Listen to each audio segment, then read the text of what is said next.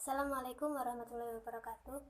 Perkenalkan, nama saya Lia Gina Fauziah dari program studi ilmu tasawuf semester 5 di Sekolah Tinggi Agama Islam Sunan Pandanaran. Video ini saya buat guna memenuhi tugas UAS kajian kitab tasawuf 1 yang diampu oleh dosen saya, Bapak Adi Supriyadi. Saya merasa tertarik dengan kitab Bidayatul Hidayah ini karena kajian di dalamnya adalah membahas tentang pola kehidupan manusia yang baik dan benar sesuai ajaran Islam melalui sentuhan tasawuf dan akhlak. Kitab Bidayatul Hidayah dikarang oleh Muhammad bin Ahmad bin Hamid Ghazali Al-Tausi atau yang biasa kita kenal dengan sebutan Imam Al-Ghazali. Beliau lahir pada tahun 450 Masehi atau yang bertepatan dengan tahun 505 Hijriah di Iran. Melalui kitab Bidayatul Hidayah ini, Imam Al-Ghazali ingin memberikan bimbingan atau nasihat kepada manusia untuk menjadikan manusia yang baik dan utuh sesuai pandangan Allah dan pandangan manusia. Kitab ini ditulis dengan menggunakan metode Nasr dan ada beberapa potongan ayat Al-Quran dan hadis sebagai penguat kitab. Kitab ini terbagi ke dalam 3 bahasan pokok. Yang pertama, membahas tentang adab dalam menjalankan ketaatan dari mulai bangun tidur hingga mau tidur lagi. Untuk yang bagian kedua adalah membahas tentang cara meninggalkan maksiat, baik itu maksiat zahir maupun maksiat batin. Sedangkan pada bagian yang ketiga yang dibahas adalah adab-adab dalam menjalankan pergaulan dan persahabatan dengan sang kholik maupun dengan sesama manusia. Pada kesempatan kali ini, kedua tema yang akan saya bahas keduanya berasal dari bagian 1, yaitu tentang adab dalam menjaga lidah dan telinga. Jadi Allah menciptakan lidah adalah agar kita dapat berzikir kepada Allah, dapat membaca Al-Quran, dapat membimbing manusia ke jalan yang kebenaran, dan lain-lain. Apabila kita mempergunakannya bukan pada tujuan yang telah digariskan kepada Allah, itu berarti kita telah kufur terhadap nikmat Allah.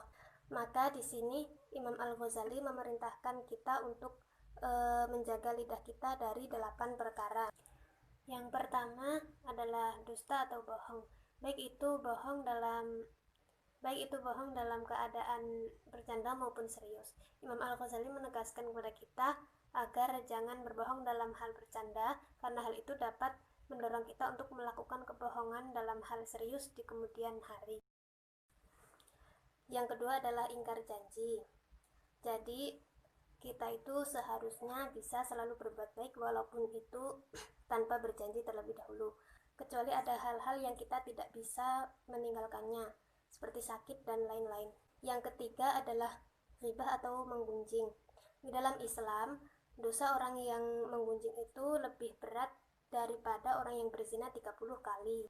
Yang keempat adalah berdebat atau bertengkar dan suka membantah orang lain.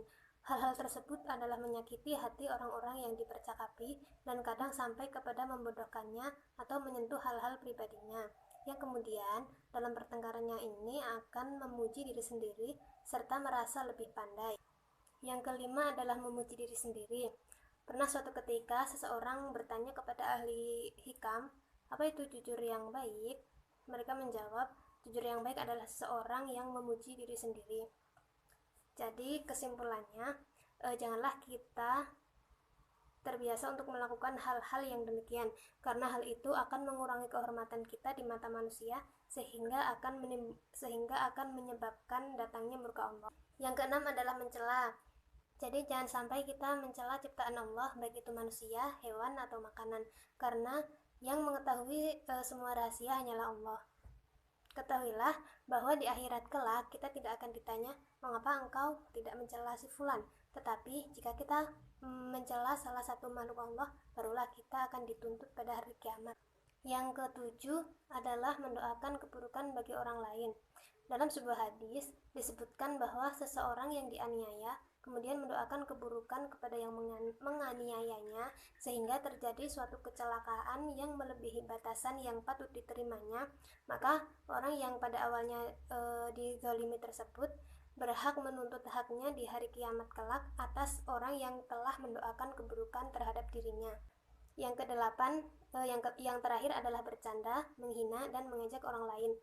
Al-Ghazali memerintahkan kepada kita untuk senantiasa memelihara lidah dalam kondisi serius maupun bercanda, karena hal itu bisa menjatuhkan kehormatan kita, menurunkan kewibawaan kita, dan dapat menyakiti hati orang lain. Hal tersebut juga merupakan pangkal dari timbulnya murka dan marah, serta dapat menanamkan benih-benih dengki dalam hati. Kemudian, tema yang kedua adalah menjaga telinga. Al-Ghazali memerintahkan kepada kita untuk menjaga telinga agar tidak mendengar ghibah, perkataan keji, perkataan yang sia-sia, atau kejelekan orang lain. Karena telinga diciptakan adalah agar manusia bisa mendengar kalam Allah, sunnah Rasul, dan juga kata-kata hikmah dari para wali.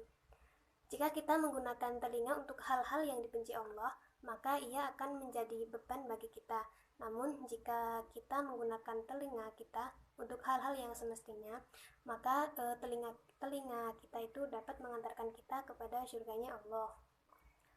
Jadi kesimpulannya, Allah menciptakan lidah dan telinga adalah agar manusia dapat menggunakannya sesuai dengan perintah Allah, sehingga dapat mengantarkan kita menuju surganya Allah.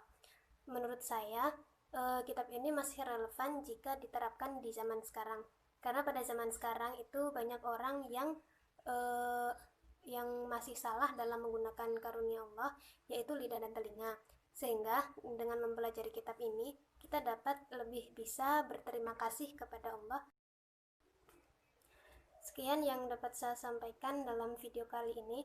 Banyak kurangnya itu adalah murni dari ketidaktahuan saya. Saya akhiri. Wassalamualaikum warahmatullahi wabarakatuh.